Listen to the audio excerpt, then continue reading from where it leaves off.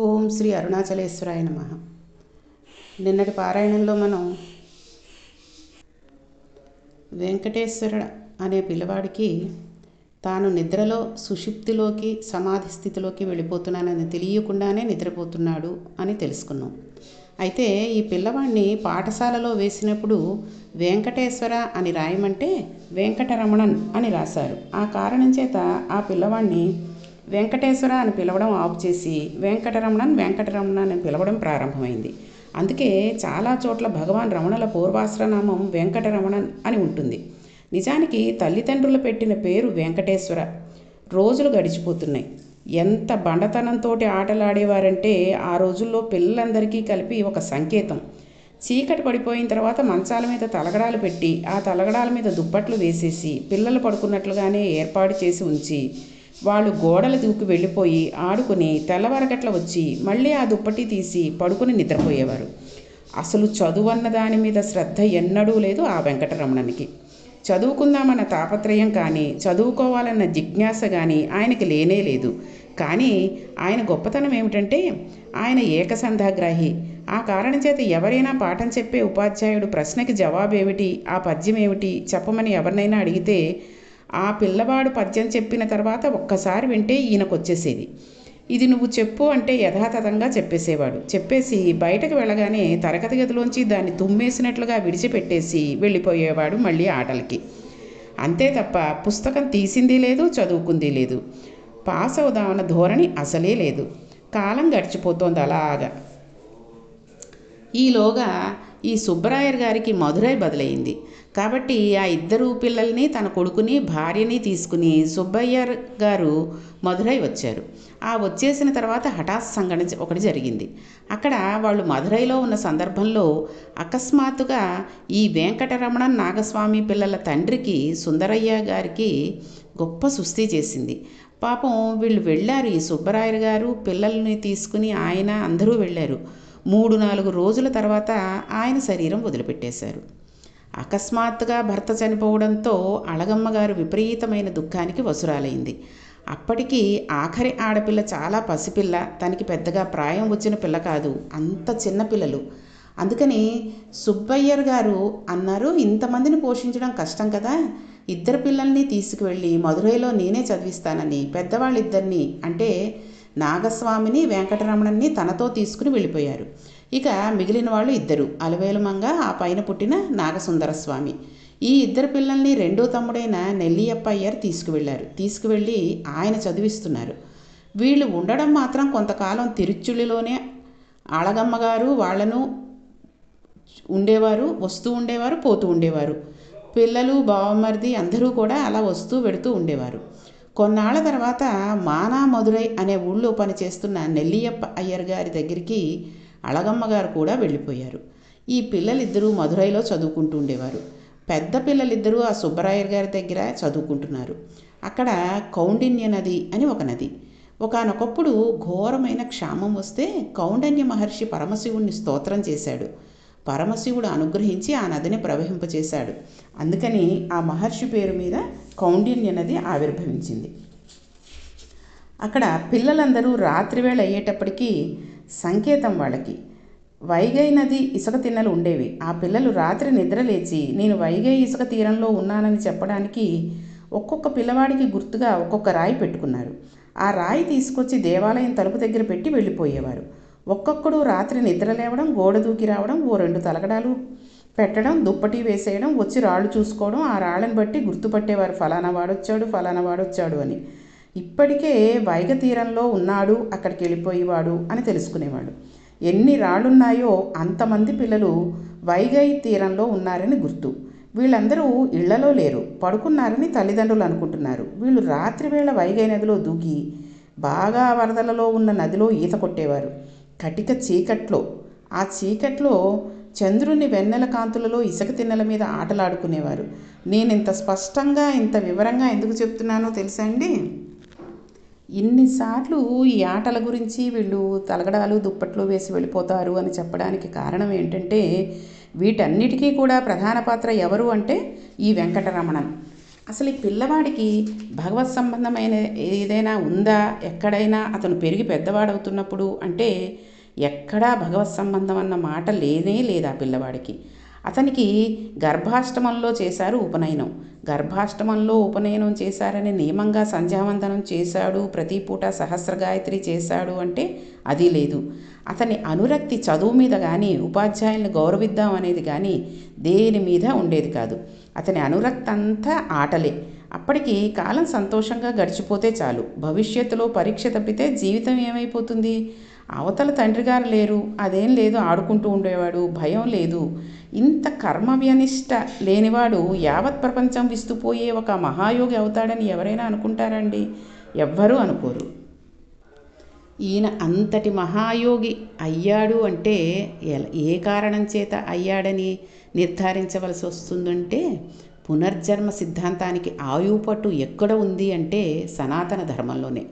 పునర్జన్మ సిద్ధాంతాన్ని సనాతన ధర్మంలోనే అంగీకరిస్తాం కాబట్టే, మళ్ళీ పుడతామన్న విషయాన్ని అంగీకరిస్తాం కాబట్టే బొట్టు పెట్టుకుంటాం. బొట్టు పెట్టుకున్నాడు అంటే గుర్తేమిటంటే ఆయన సనాతన ధర్మాన్ని అంగీకరించాడని. మగవాళ్లే చక్కగా బొట్టు పెట్టుకుని సనాతన ధర్మాన్ని అంగీకరిస్తున్నామని చెప్పే ఈ రోజుల్లో ఆడవాళ్ళు బొట్టు కనిపించి కనిపించకుండా పెట్టుకుని, అది కనిపిస్తే పెద్ద బొట్టు పెట్టుకుంటే పెద్దవాళ్ళం అనుకుంటారని, చిన్న బొట్టు పెట్టుకుంటే ఇంకా పెళ్లి కాని వాళ్ళలాగా కనిపిస్తామేమో అనే ఒక అపోహలో బొట్టు కూడా కట్టుకున్న వస్త్రానికి, ఆ డ్రెస్కి, చీరకి మ్యాచింగ్ల కింద కొంచెం ఏదో తడుకుమనేటట్టుగా పెట్టుకుని దూరం నుంచి చూస్తే ఎక్కడా అవి వివాహిత లేకపోతే ఏదైనా అమంగళం జరిగిన వాళ్ళ అన్నట్టుగా ఉండేటటువంటి బొట్టులు పెట్టుకునే ఈ రోజుల్లో సనాతన ధర్మాన్ని అంగీకరించి సనాతన ధర్మంతో ఉన్నాము అనుకుని బొట్టు పెట్టుకునే వాళ్ళు చాలా తక్కువ మంది. కాబట్టి ఈయన ఇక్కడ చేసిన తప్పొప్పులకు వచ్చే జన్మలో అనుభవించవలసి ఉంటుంది అంటారు కదండి. అలాగా సనాతన ధర్మాన్ని అంగీకరించిన వాళ్ళకి గుర్తు ఏమిటంటే ముఖాన బొట్టు ఉండదు. ముఖాన బొట్టు లేదు అంటే అతను సనాతన ధర్మంలో సంబంధం లేనివాడు అని గుర్తు. పునర్జన్మ ఉన్నది అంటే భయభక్తులు ఉంటాయి. మనం ఇష్టం వచ్చినట్లు ప్రవర్తిస్తే వచ్చే జన్మలో మళ్ళీ కష్టాన్ని అనుభవించవలసి ఉంటుంది. కాబట్టి వేదం ఎలా చెప్పిందో అలా బతుకుదాము అనుకుంటాడు. కాబట్టి ఈ పిల్లవాడు ఎంతసేపు ఆటలాడుకుంటూ గడిపే మనస్తత్వం ఉన్న వ్యక్తి. అది కూడా చాలా చిత్ర విచిత్రంగా రాత్రివేళ ఇంత తెంపరతనంతో ఆటలాడేవాడు. అటువంటి పిల్లవాడి జీవితంలో ఒక ఆశ్చర్యకరమైన సంఘటన కలిగింది. ఇది ఈశ్వరానుగ్రహం అంటే.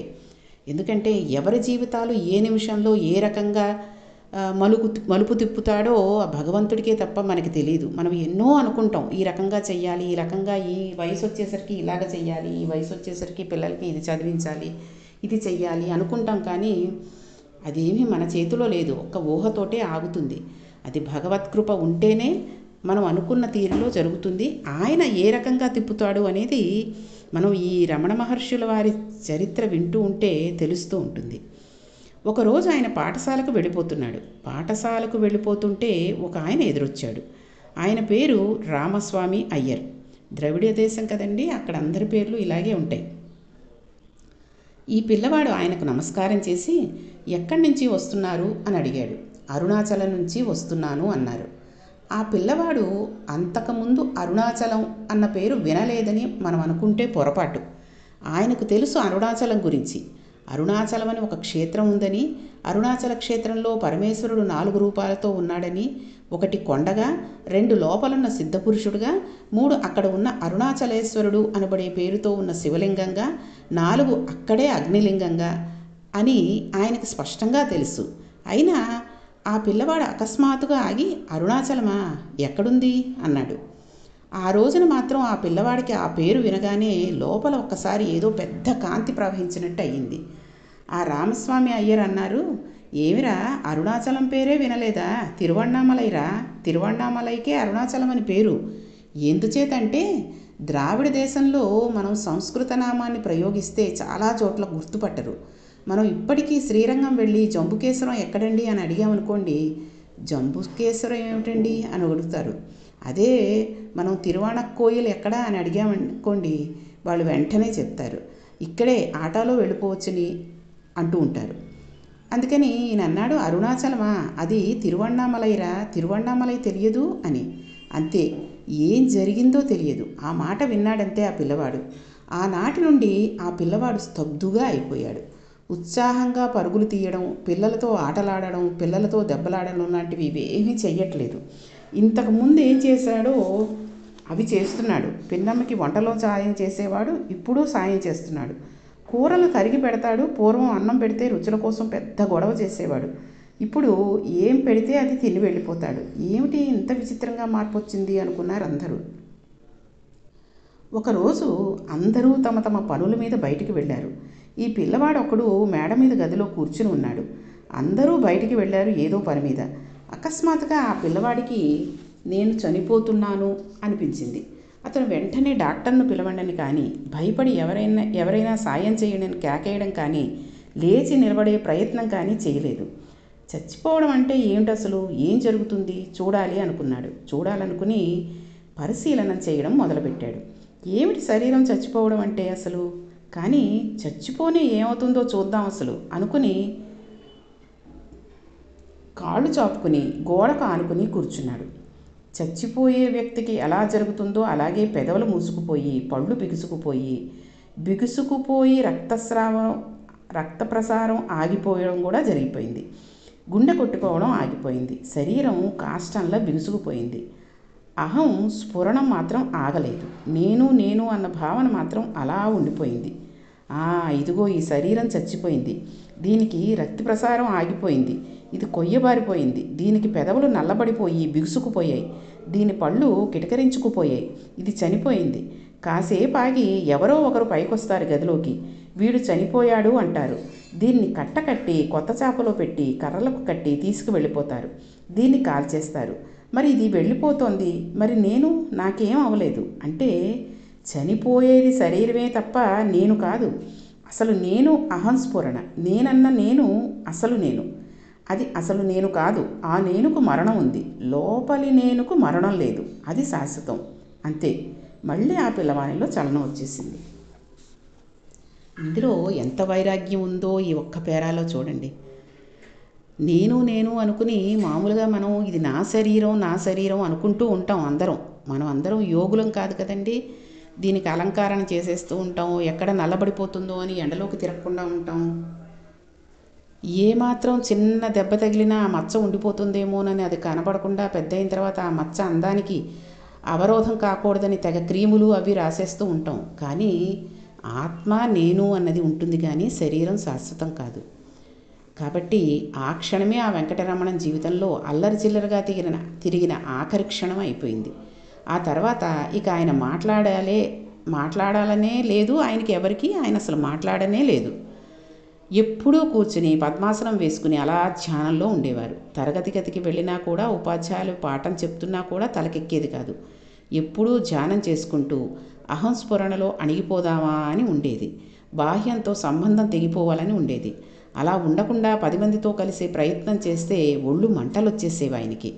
ఆ మంటలు రావడంలో వెళ్ళిపోయి కూర్చుని తనలో తానే రమిస్తూ అలా అంతర్ముఖత్వాన్ని పొంది పద్మాసనం వేసుకుని లోనున్న అహంస్ఫురణం, అసలైన నేను ఎక్కడుందో, అన్నీ ఎక్కడి నుంచి పుడతాయో, ఎక్కడి నుంచి పుడుతున్నాయో, ఇప్పుడు ఈ ఉపన్యాసం చెబుతున్నప్పుడు ఆలోచన ఎక్కడి నుంచి పుడుతుందో ఆ పుట్టక స్థానంలో ఆయన కలిసిపోయి శరీరం నుంచి విడిపోయి అలా ఉండిపోయేవారు. అందులో తనలో తాను రమిస్తూ అలా కూర్చుని ఉండిపోయేవారు. సహజంగా ఒక పిల్లవాడు అలా ఉండడం మొదలు పెడితే ఇంట్లో వాళ్ళందరికీ పిచ్చివాడలా కనబడతాడు. కాబట్టి అవతల పిన్నికి పినతండ్రికి నచ్చలేదు, అన్నగారికి నచ్చలేదు. అప్పటికే నాగస్వామికి జానకి అమ్మళ్ అన్న పిల్లతో పెళ్లి చేశారు. చదువు పూర్తయితే ఉద్యోగం వస్తే ఆ పిల్ల కాపరానికి రావాలింకా. తండ్రి లేడు. ఏదో వృద్ధిలోకి రావాలని నాగస్వామి కష్టపడుతున్నాడు. ఈ పిల్లవాడెప్పుడు అలా కూర్చోవడం, ఏది పెడితే అది తినేయడం, ఇంకా కావాలని అడగడు. ఏమీ వేయకపోతే లేచిపోతాడు. ఇంకా వేసేస్తే తినేస్తాడు. ఎవరైనా పలకరిస్తే మాట్లాడు. ఏ ఆటలకి వెళ్ళడు. ఎవ్వరితోనే కలవడు. ఎప్పుడూ ఏకాంతంలో పద్మాసనం వేసుకుని రమిస్తూ ఉంటాడు. ఇది చూసి ఇంట్లో ఈసడింపులు ప్రారంభమయ్యాయి. ఇది అన్నం పెడుతుందా, గుడ్డ పెడుతుందా, ఎందుకు వచ్చిన ధ్యానాలు, ఎందుకు వచ్చిన భక్తి? వయసులో చదువుకోవలసిన వయసులో ఉన్నావు నువ్వు. అవతల తండ్రి లేడు. పెద్దవాడు ఎలా చదువుకుంటున్నాడు?